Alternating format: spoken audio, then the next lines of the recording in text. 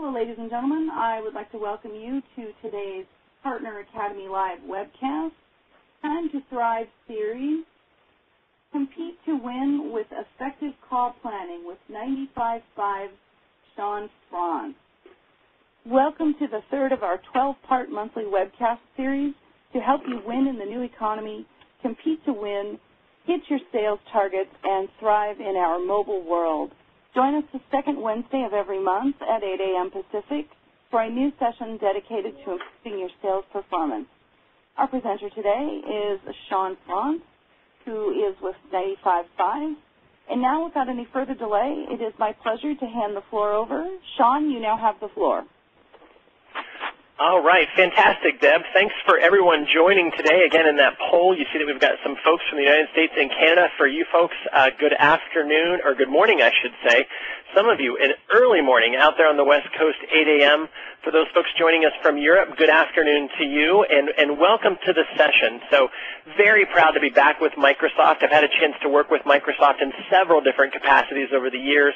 Had a chance to be with you at WPC last year, and just a great acknowledgement for being back in the presence with Microsoft and having an opportunity to spend some time with you today.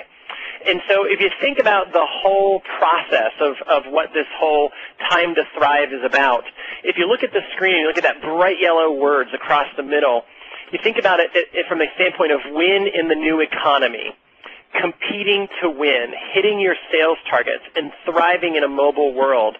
I love those catchphrases in terms of the reality that we're all dealing with. I've spent the past 20 years of my life in sales and in training sales folks and just live and breathe and die the world of sales. And that's what we're about at 95.5. And as we are partnering with Microsoft on today's Time to Thrive, the third of the 12-part series here, we're going to spend some time today talking about call plans.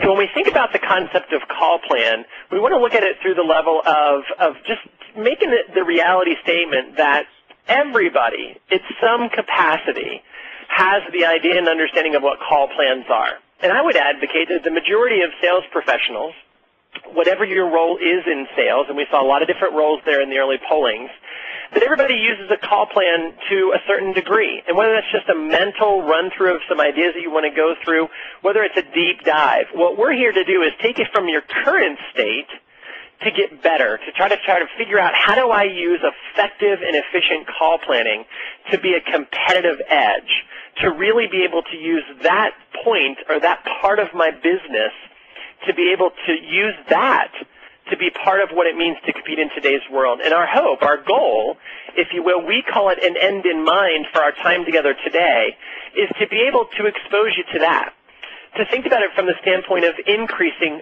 from wherever you are. So I doubt a single person on the phone with us today is at ground zero. Everybody has thought of the concepts of planning for a call. I don't care if you're a 50% way there, if you're a 95% way there. Our goal is to take you even further.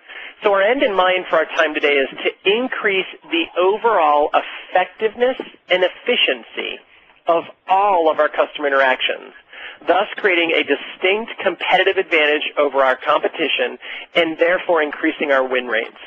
I can tell you for a fact, and I've had the pleasure of working for 95.5 and working for partners like Microsoft literally around the world. I've taught these concepts in many different countries around the world. And having interacted with sales professionals at every different level, I can tell you that effective and efficient call planning is not part of the normal day of business for most sales professionals. Let's face it, if we really get real about it, we are incredibly busy people. Every minute of every day there's something going on, if not physically, mentally. I meet a lot of people around the world that have a better relationship with their mobile devices than they do with their spouses and kids, because they kiss their wife goodnight and then they kiss their mobile device goodnight as they check for one last email, one last voicemail, set it down first thing in the morning, pick that puppy back up, and it's a constant do. Well, in the middle of that rat race, how do you take the time to be effective and efficient with each call, each and every customer interaction we have? Well, to tell you the truth, from the customer's point of view, I want that, need that, and expect it from you. And if I'm not getting that from you, then you're not going to be my trusted business partner. I don't have time as a client, as a customer of yours, to waste on ineffective, inefficient meetings. If that's what you deliver to me, then our meetings aren't going to be very long. They're not going to be added value. They're not going to create relevance for me, and we won't have a long-term partnership. So when you think about a competitive advantage, the one thing I want you to really focus in on today as we started this conversation is the fact that everybody is not doing this. I can guarantee you, as sure as I'm sitting here in Charleston, South Carolina, having worked with thousands of sales professionals, that the concepts we're going to talk about today are not average concepts. Our company is called 95-5. It's a play on the old Pareto principle, the 80-20 rule, that 80% of your activity, or 80% of your results are created by 20% of your activities. Well, what if you could push that 80-20 thinking that Pareto came up with as an Italian economist? What if you could take it to 95-5? What if 95% of your overall effectiveness in sales was linked to 5% of your behaviors? And what we're going to share with you today, and our professional belief, is a 5% behavior. And so what we're going to do today is talk to you about a tool that we use at 95.5, and we encourage you to begin to use, called a call plan. Now, one of our main kind of MOs, if you will, method of operations at 95.5 is a belief in simplicity. Everything needs to be simple, or the average person's not going to use it. I got so many things going on in my day. If you don't give me something simple, I don't have time for it.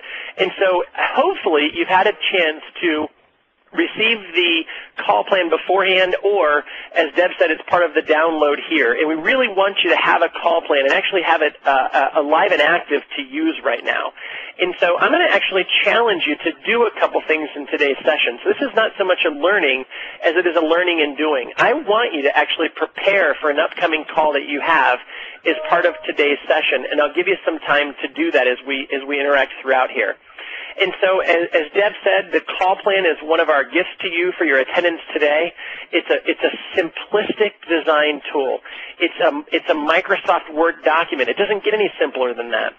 It's a program that you can literally just click on, open, begin to fill this thing out. If you've got multiple feet going on the call, we always say we hunt in packs today, then copy it, send it off in an email, and share it with people. Have people synergize in the design of it.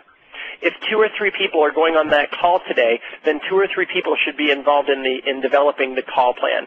And so as we go through the session today, I'm going to take some brief timeouts where I actually want you to do some writing. If you've got the call plan available, feel free to do it right there on the call plan. If not, just grab a blank piece of paper and you'll be able to do the writing on there. But we want this to be value add in terms of being able to use this tool as we talk about it today. As Deb also said, please, please, please feel free to interact with us through the Q&A as well as through the Twitter feed that you saw Deb talk about earlier. And so from that standpoint, we want you to be able to interact with us, to keep this real, and to be part of this process. And so let's talk about the reality of the situation. You know, there's an old saying that they say it's about the right tool for the job. My grandfather and my father were both in the trades, and I remember specifically my grandfather saying to me growing up, measure twice, cut once. It's the right tool for the right job. Don't use a screwdriver as a hammer. And so I was born and bred of that concept, and I think it's accurate, but I don't think it's complete. And so when we think about the call plan, everybody has the tool. And so it's not about having the right tool for the job. It's actually about using the tool correctly. And as you see that picture there, not being as handy as my father and grandfather, I've got a hammer, and a lot of times that's the way I use the hammer. I'm pulling out a nail that I've pounded in crooked because I got the tool. But just because I got the tool doesn't mean I know how to effectively use it. And so what we're going to talk about today is taking the tool, ours or yours, whatever call plan methodology it is, and be able to focus on using it more correctly. And so what are the big ideas that we're going to focus on today? 2 things, preparation and execution. I don't know that there are 2 bigger words in business today, preparation and execution. So what we're talking about today when it comes to the call plan really has two separate facets. One is the preparation for the customer interaction, and the other is the actual execution while you're interacting with the customer. And so we want you to really have those two big ideas in mind. And so let's talk about this concept of call plans. What's in it for me is the question that everybody asks. Why do I possibly want to invest more of my precious time preparing call plans for meetings? First and foremost, having effective and efficient call plans helps you to create consistent structure with every single communication you have with your customers. Every single communication. If there's one thing we constantly hear from our clients' clients, these are the people that you're going to be interacting with. If there's one thing we hear, it's that we appreciate how they handle their meetings. People are just as busy as you are. Our customers are just as busy as we are. Their time is precious, and they honor it, and they honor you when you effectively and efficiently use that time. And so as an organization, as a partner, develop that consistency in the way that you and everyone on your team approaches your customer. There's a huge win in that. There's a huge competitive advantage in that consistency of approach today. It also helps you ensure clarity of desired outcomes for each meeting. If you think about it, if you really, really, really push on the thinking, I would advocate that a sales cycle, no matter how short or how long it is. So I don't care if you're selling popcorn in the mall or you're selling the most complex device that there is in the world, and it takes a year for the sales cycle. No matter how simple or how complex a sales cycle is, I would advocate that a sales cycle is nothing more than a series of meetings. Face-to-face meetings, phone call meetings, virtual meetings. Meetings where I engage you through a document that I said to you. One-on-one meetings, multiple people meetings. A sales cycle is nothing more than a series of meetings from the very initial contact to the final closing and signature of the PO, and then on to the implementation phase. If you think about it, every single one of those meetings, the more effective and more efficient you can make it, the better the outcome of the meeting, the shorter the sales cycle, the less cost of sales, the more profit for you, the more time for your customers. And so although this concept of a call plan seems so simple, that's why it's part of this series. Because something so simple can, if done well, if done at a 5% level, can have amazing, amazing outcomes in terms of winning with your customers. Helps you and everyone else on the team organize around one common goal. I can't tell you how many times I've been on calls where there were multiple people on the call, and people walked into that call with different objectives for the call. You've got a SME that was welcome to the party, and they think that as a subject matter expert, they're there to talk about, but then you've got the sales executive or the partner that's got a different end in mind, then you've got someone else, and all of a sudden we've got a bunch of people in a meeting, and all of us have different objectives, and none of those were shared with the client, and the client has their own. And so how great would it be if everybody had the exact same objectives and agenda for the approach of the call? And that's really what this is about. No more winging it. Again, you want a competitive advantage, stop winging it. There are thousands, I would probably venture to say millions of salespeople today. There's 8 billion people on the planet now. There are thousands of salespeople today that will walk into a meeting, even important meetings, and mentally they'll say to themselves, well, I'm just going to wing it. You know, I just got out of a meeting. I didn't have time to prepare. I'm a really busy person. I'm tired. I'm frustrated. I'm just going to wing it. I'm pretty good on my feet, so I usually do it. Well, okay, and maybe that works for some people. But maybe if we want a distinct competitive advantage, we want to win more in today's economy, we should stop winging it. And that's really what this is about. And so the uses of the call plan literally, and I don't mean to say this and be facetious about it or seem arrogant in saying it, but an effective call plan can be used in just about any interaction that you have with a customer. I would actually advocate that it can be used in almost any interaction you have. Now, our call plan has 8 distinct steps to it. Am I here to say that you need to do a full 8-step completed call plan for every meeting? No, that'd be ridiculous. I would never stand here as an expert and tell you that you're going to do that. And so as we go through the 8 steps, I'll tell you, to me, which ones I think are absolutely mission critical that you should never have a meeting without having thought about. Some meetings, all 8 steps, absolutely. Some meetings, all 8 steps, and vetted and practiced, absolutely. Because again, if you want a competitive advantage, when you walk in and you flawlessly execute a prepared call plan, it is a beautiful thing, and everybody else isn't doing it. Your customers feel it, and they want more of that. And so meetings, conversations, formal and informal presentations, final presentations, just about every single interaction we believe can benefit from a call plan. So what is our view of a call plan? We're going to go through the steps really quickly, and then we'll take a deep dive into a couple of them as we spend time together today. And so the very first thing that you focus on when developing a call plan is what we refer to as the end in mind. You got to figure out where you're going. Go back 5 minutes ago. I shared with you my end in mind for the session. The end in mind for today's session, I set it out right up front and clearly for you. It allowed you to check in mentally and say, hey, this is why I'm here. This is a good place. The end in mind is to increase the overall effectiveness and efficiency of all of your customer interactions, to be able to create a distinct competitive advantage over the competition and therefore increase your win rates. Start your meetings with a clearly defined end in mind. As I say that, I always have a fear that I'm like stepping on the duh button, that the majority of you out there today on the phone, no matter where you are, going, okay, really? Are you serious? Are you serious? I just took precious time out of my life to call in, to be on this call, to have you tell me I should start a call with the end in mind. Absolutely, I am. And I can tell you for a fact, years of experience, and test yourself. Test others that are sitting in your office space. Next time they're about ready to walk into a meeting, ask them to clearly and concisely state to you the end in mind for the meeting that they're about to hold, and I would be willing to bet you a steak dinner that the majority of people cannot clearly and concisely share with you the end in mind. Now, they might be able to tell you a little bit about what their goal is, but the end in mind, the way that we look at it, not thinking it's usually there. And so one of the things we're going to do is spend a lot of time with end in mind today, because if you don't have that, everything else in the call plan kind of falls apart. So once I establish the end in mind and I share it with my customer, the next thing to do is think about the key beliefs. Well, if I'm going to make you or ask you to say, do, or decide something at the end of my meeting, the key beliefs are the things that you would have to hold true to do that.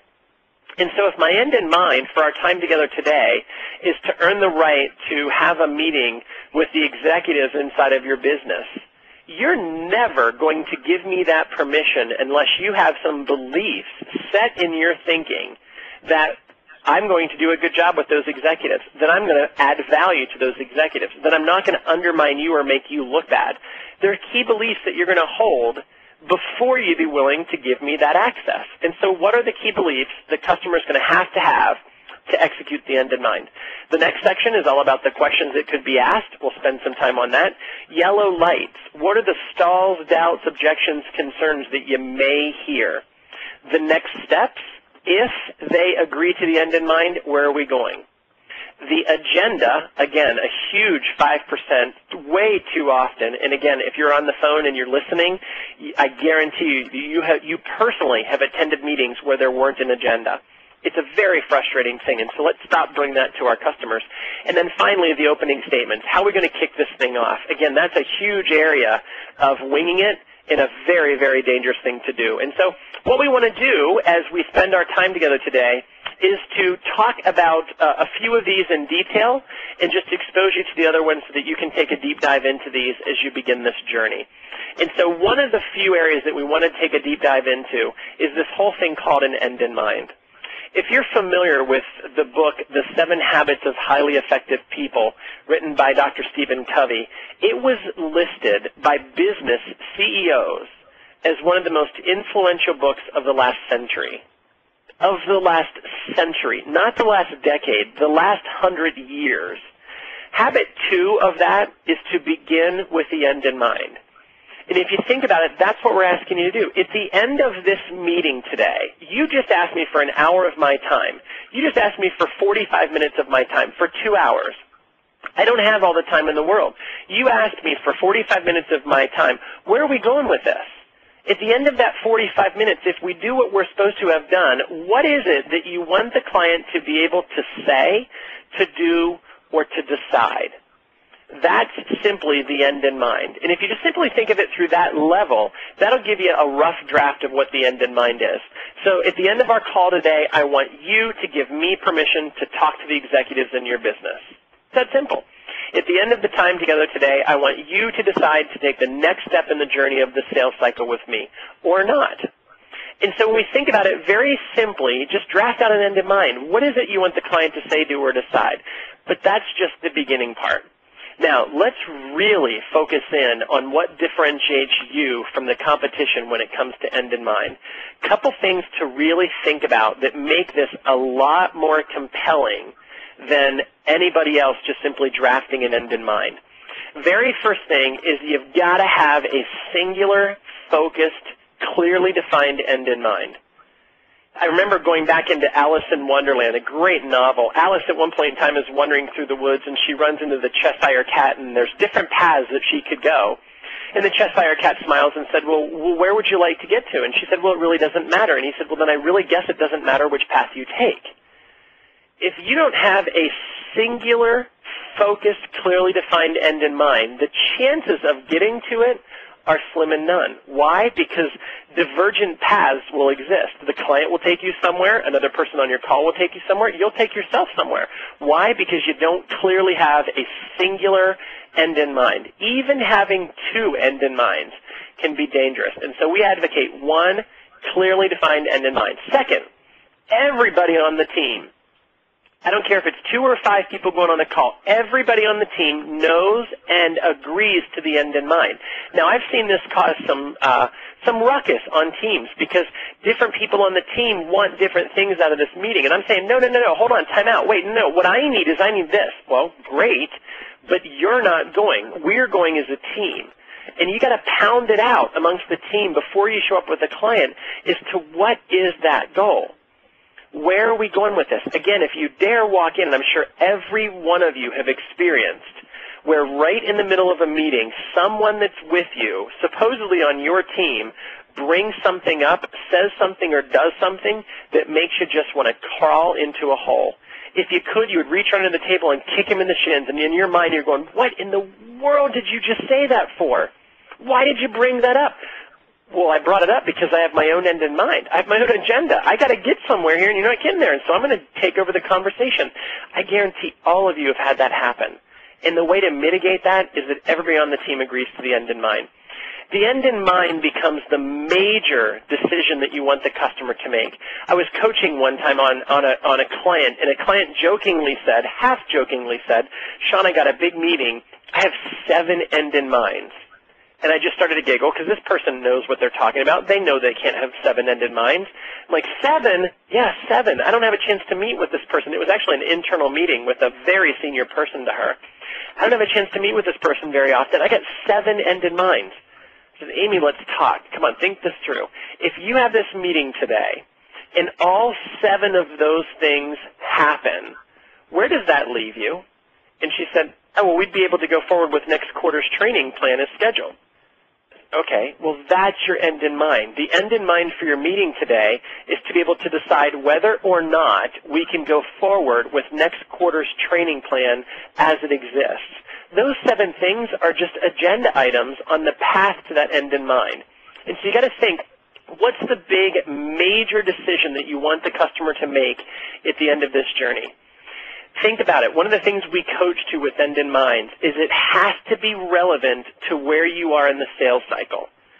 Very often, again, because we want to make sales, we want to get ahead, we want to compete, we want to book revenue and profit, we get ahead of the customer in the sales cycle. We get antsy, we get aggressive, whatever you want to call it. And so I'll listen to an end in mind on someone I'm coaching with, and I'll say, you know, are you really there in the phase of the sales cycle? Well, no. And you see him kind of, time out. It's too aggressive. Let's back up a step and really think about where you are in the sales pursuit. Very often I'll talk with sales professionals and I'll say, well, obviously my end in mind is to get the sale. Really? Your end in mind is to get the sale. Wow, I thought you've only had 2 meetings with them. Well, I have, but my end in mind is always to get the sale. Well, if that's your end in mind as a customer, I'm going to feel that. I'm going to feel like I'm being sold, and I'm not going to want any part of that.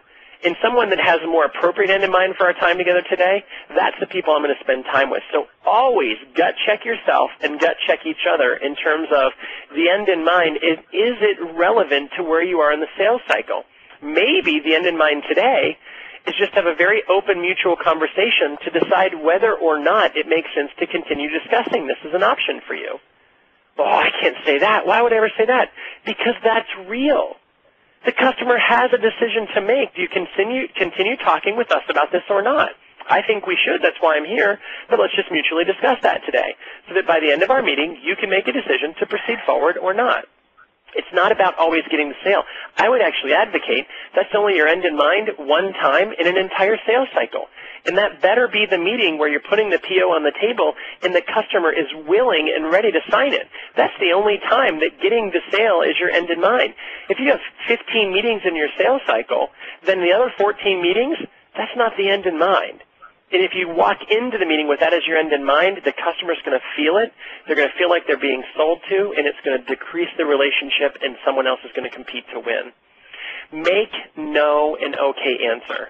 You heard me just use that twice in my examples, to decide whether or not, to decide whether to give me access or not, to continue meeting or not. Why do we make no an okay answer? Because people don't like to feel like they're being led down a path.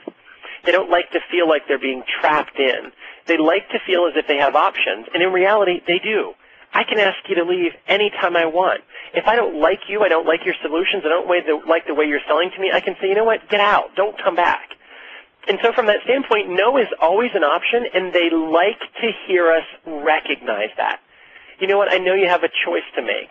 So today, let's help you make that choice. By the end of our hour together today, let's just discuss honestly where we are so that you can make an open and honest decision whether it makes sense to proceed forward with this solution or not.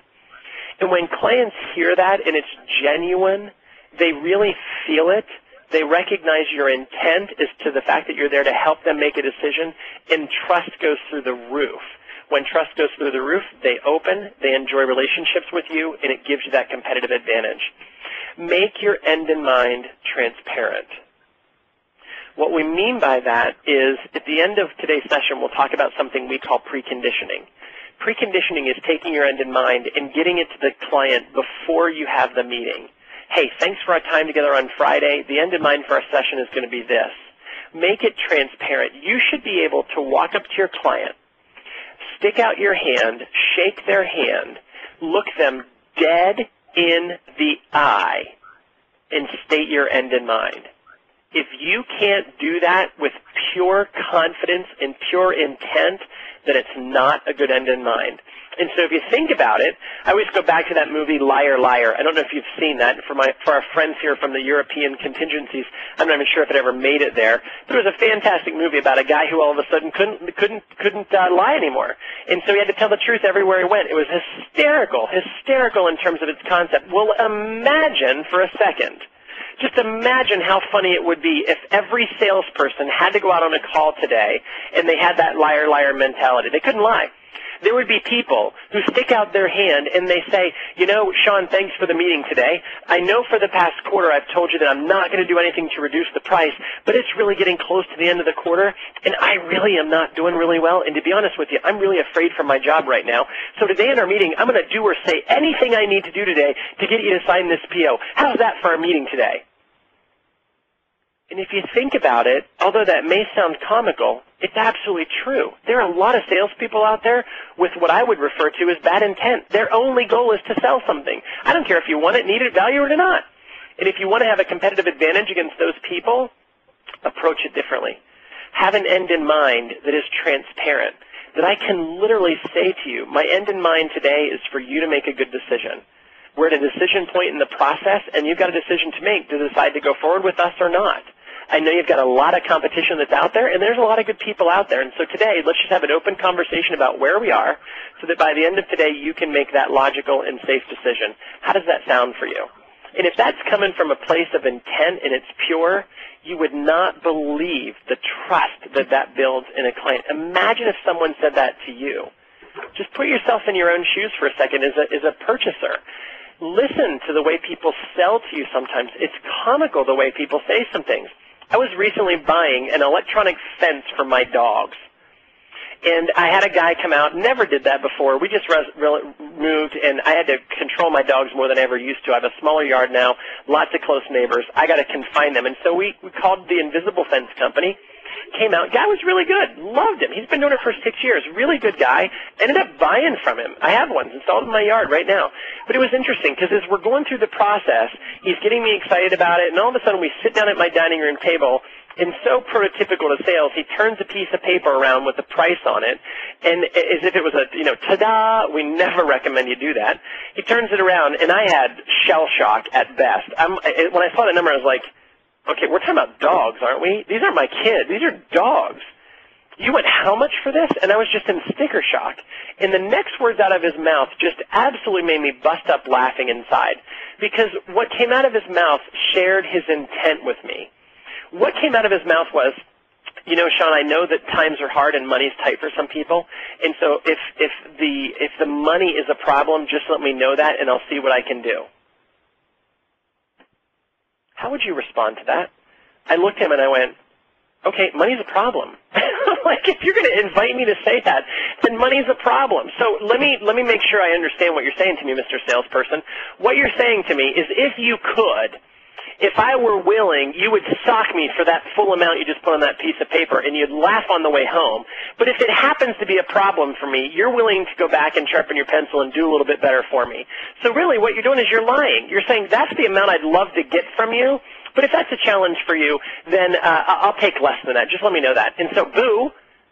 Yeah, and now it's a game. And now I literally took it from a standpoint of a game to see how low I could actually get him. He came back with another number, I pressed him harder. He came back with another number, I pressed him harder. I ended up getting it for like 35% off what his original number was for.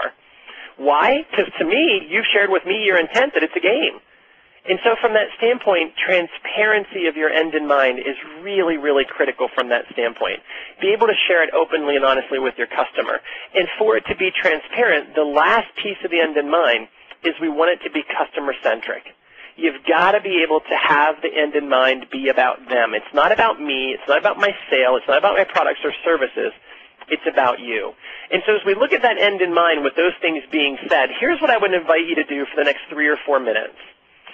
What I'd like you to do is grab a piece of paper. If you've got the end in mind document that we've shared with you and we're giving you as a takeaway, go ahead and use that. If you want to do it on a Word document on your screen, do that. But just somewhere, I would like you to think about a really important meeting that you have coming up, and I would like you to think about the end in mind for that specific meeting. So think of a real meeting you have coming up in the next week or so.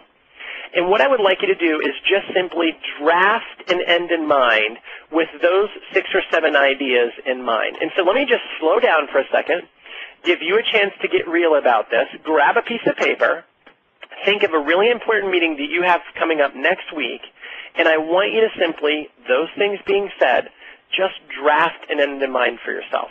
And let me give you a couple minutes to just do that.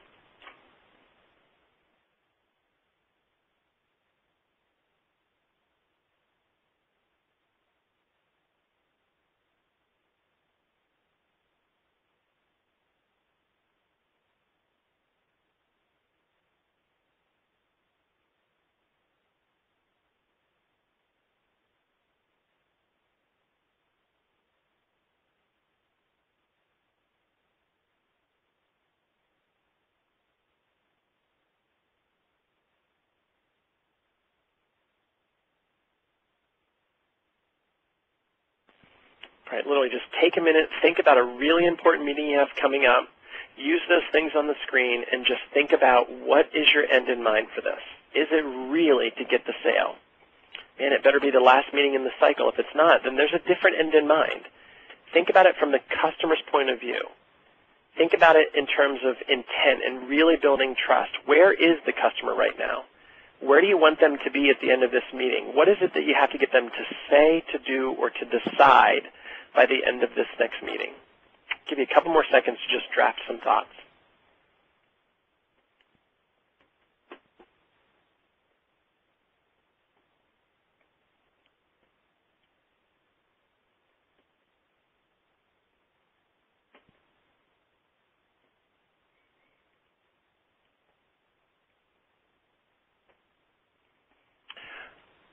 All right, let me pull you back in. So hopefully you had a chance to draft an end in mind. Again, if you're not playing along, make sure that you do so before you go on that next call. And if you've drafted it, what I'm going to ask you to do is share it with somebody.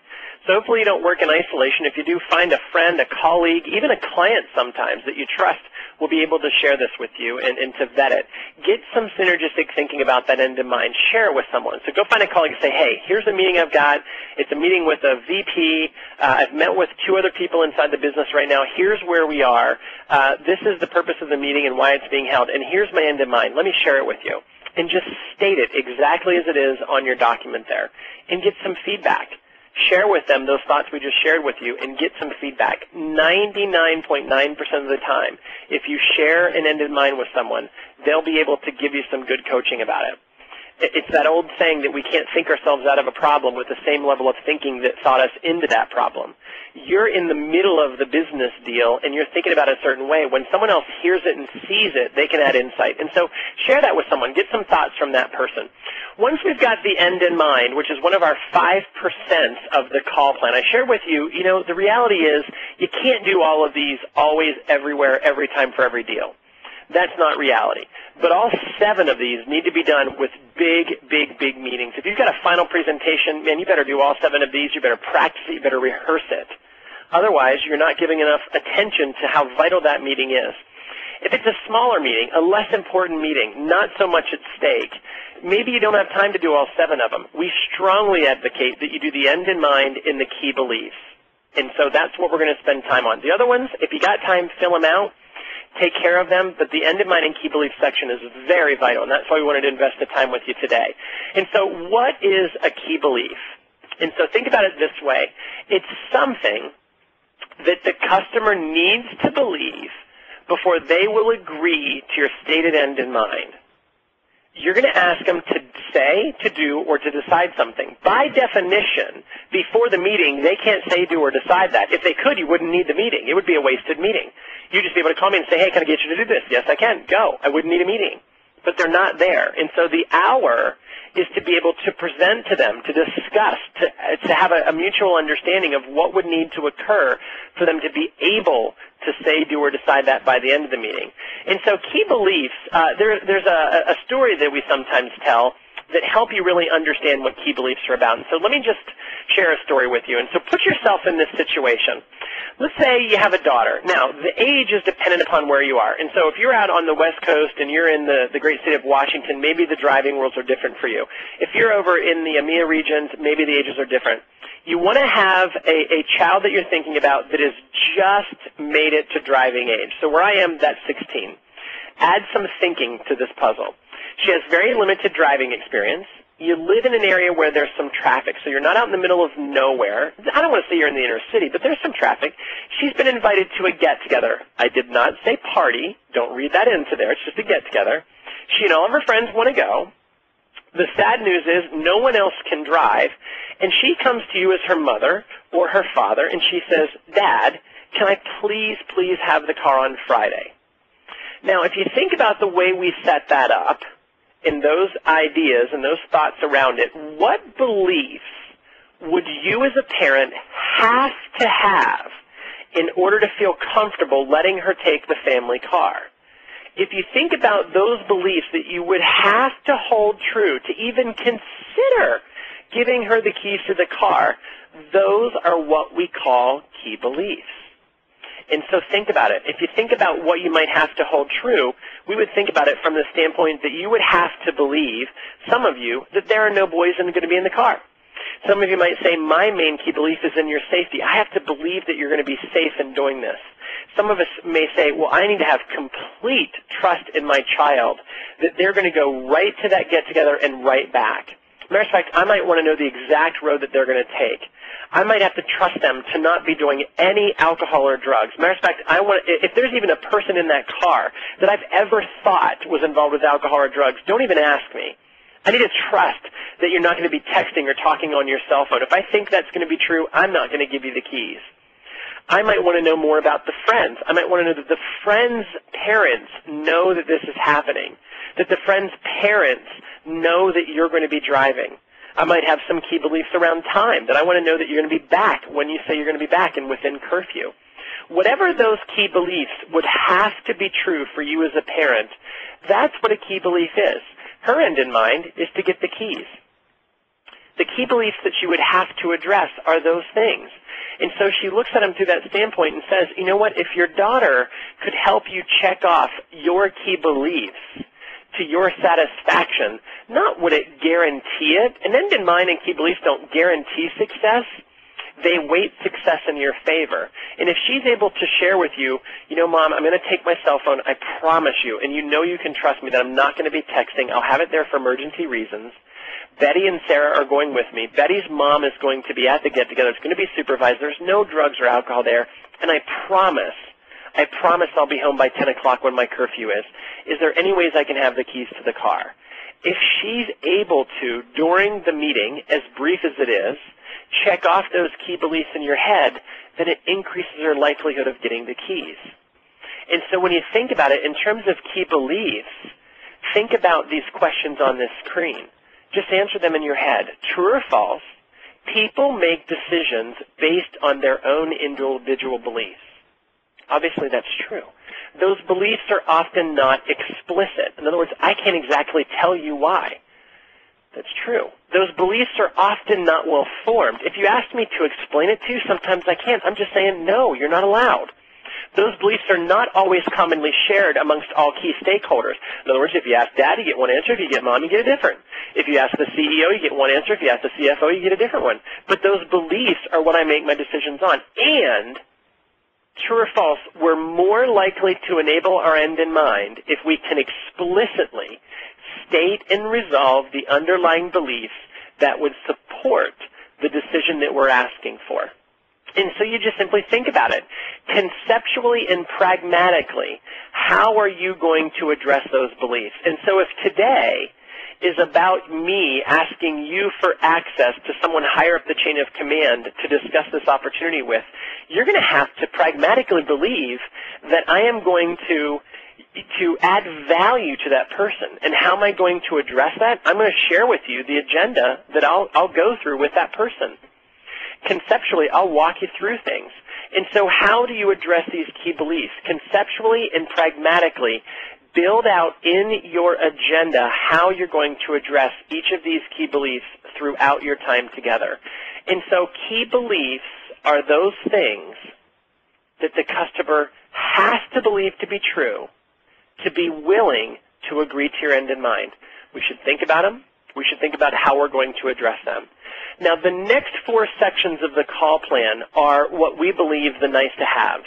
If the meeting is not a very high-profile meeting, it's not the end of the world in terms of the final meeting, if it's not a high-stakes meeting, maybe you don't spend time thinking about these things. If it's a final presentation, if it's a high-stakes meeting, as we said, all 7 steps should be done. And so from the standpoint of questions, think about it from the standpoint, there's an old saying that's one of my favorite sayings in business. Knowing what you know is valuable. Knowing what you don't know is even more valuable. And so think about where you are in the sales process and think about what is it that we don't know. Those are the kind of questions that I want to ask in my meeting. So I want to think about it from a standpoint, you know what, if I could ask any question, again, that old saying, just literally stretch yourself out of the box thinking, if I could ask any question, what would I ask? What questions do I have to ask? Matter of fact, I can't leave this meeting at this point in the sales cycle without having asked that question. What are they? What are we refer to as the vital few? Also think about the questions the customer might ask. Yellow lights are what we refer to as stalls, doubts, and objections. And so there's an old saying in business, the easiest way to avoid an objection is to take away before it occurs. And so when you think about it from the standpoint of addressing the yellow lights, think about it from the standpoint of, is there something that they may surface as a concern, as a doubt, or as an objection? Think through it. Don't figure out the answer to it on the spot. Figure out ahead of time, and if you can, take it away before it occurs. Build it right into your agenda.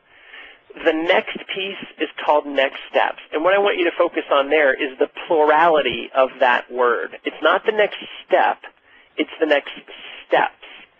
Too often, the sales cycle becomes staccato. Go do this, bring it back. Go do that, bring it back. Let's have one more meeting, let's come back. Let's have a meeting to discuss where we are, and then we'll have another meeting. And it's just staccato, and it lengthens the sales cycle, it decreases profitability, and it does not create a winning competitive edge. And so if the customer agrees to your end in mind, where are we going with this? What does the next part of this journey look like all the way up through being able to close business together? And so you've been through this before. They have not. This may be the first time they've ever engaged on this opportunity. You know this better than they do. Help them make a good decision. And so that concept of next steps is plural in focus, and make sure that it is so.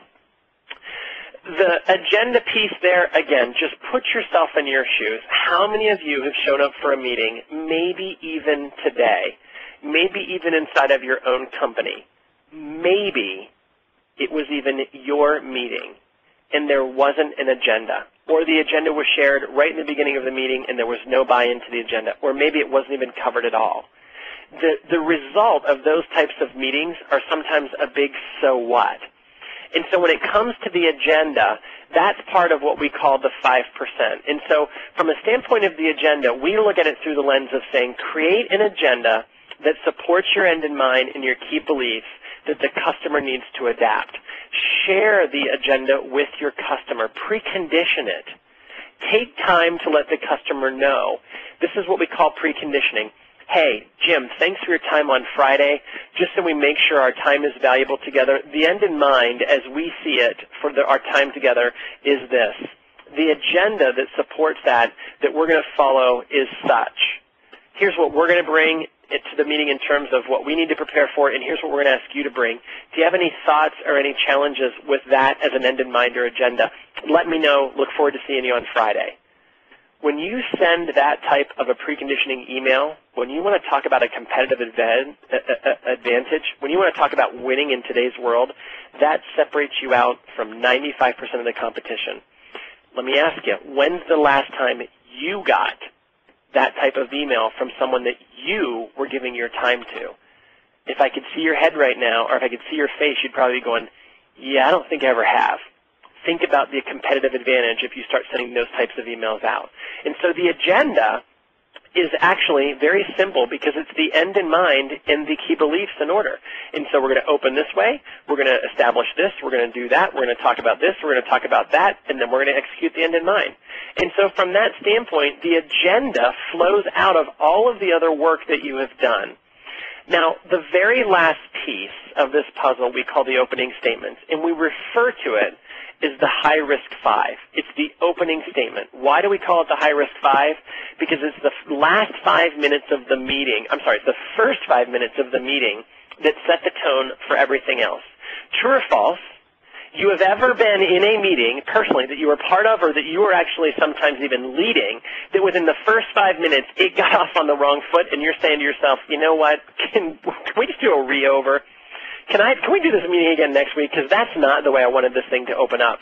Don't take a chance. Don't wing it any longer. Think about, script out the opening statement from that standpoint in terms of how you're going to open this thing up.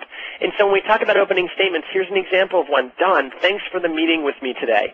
As I mentioned after our meeting last week, I've been talking with my team about the implications of your provider withdrawing support for your billing system. We have some thinking about that situation that I'd like to share so that by the end of our meeting today, we could decide if a more detailed discussion would make sense or not. How does that sound, Don? And so you script it out. You rehearse it so much so that in the moment, it doesn't sound rehearsed. Why? Because if you want a competitive advantage, if you want to win in today's competitive market space, that's what is required.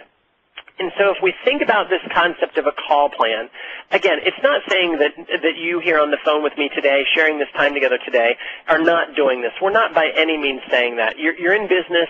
You understand the implications of this. What we're saying is, could we do it better? If we're trying to figure out a way to win in today's marketplace, can we think about call plans, especially for more important meetings, through the lens of these 6 and then preconditioning, opening statement and preconditioning would actually be 7 and 8 steps. I would advocate to you that as a sales professional, if more of us did this, it would create that winning environment for us. And so if I go back and drink my own Kool-Aid, we started with an end in mind. And at the end of the meeting, we asked you to execute that end in mind. Our goal together today was to increase your overall effectiveness and efficiency of each of your customer interactions, thus creating a distinctive competitive advantage over our competition and therefore increasing our win rates. Our belief here at 95.5 and the folks that we partner with at Microsoft is that this is one of the ways to do that. And so at this point in time, I would like to actually turn the session back over to Anthony and have Anthony kind of wrap this up for us and ask you for some more information. Anthony, you there with us? Yes. Thank you, Sean. Fantastic. I'll turn it over to you, buddy. All right. Thank you for attending our Time to Thrive, Be What's Next Selling Series. All sessions are recorded for future viewing and can be found at Sales Specialist Central. Right now, I'm going to take us to a survey. And so what you see now is a survey via web page. Please enter your email address to access the survey questions. We appreciate you taking a moment to fill out this survey prior to logging out. Please be sure to click the Submit button at the bottom of the page to ensure your feedback is received. As of right now, Sean, it doesn't look like we have any questions in the queue. We are going to go ahead and open up for anyone that has questions. Feel free to use the Q&A tool. Any questions for Sean? And so, Sean, if you want to go ahead and give your closing comments, and if any questions come in, we will go ahead and address them. Absolutely. Thank you very much, Anthony. And folks, please take the time, really important in terms of your feedback, so please take the time to put your email there into that screen and start the feedback. And as Anthony said, please make sure you hit the Submit button. As we're doing that, again, we'll keep the Q&A open for anybody that has any questions. Please feel free to ask them. If you think about why you're here today, you know, this concept of thriving in today's economy. Microsoft is doing everything it can do to help you, help yourself compete in today's world, to have that competitive advantage. And at 95.5, as partners with Microsoft, our belief is that one very, very, very simple way to do that, and what I mean by simple is not that it's done commonly, because there's a lot of simple things in this world that aren't done commonly. One simple way to do that is by being more effective and efficient with every customer interaction that you have. Again, put yourself in the customer's shoes. They're busy. They've got pains inside of their business. You want a competitive advantage, prepare and execute effective calls with your customers. The feedback we have received literally around the world on the concept of a call plan is profound. And so very, very, very simple tool. The challenge for you in terms of thriving in today's economy and economic world is, will you take the time to do it and to get better at it?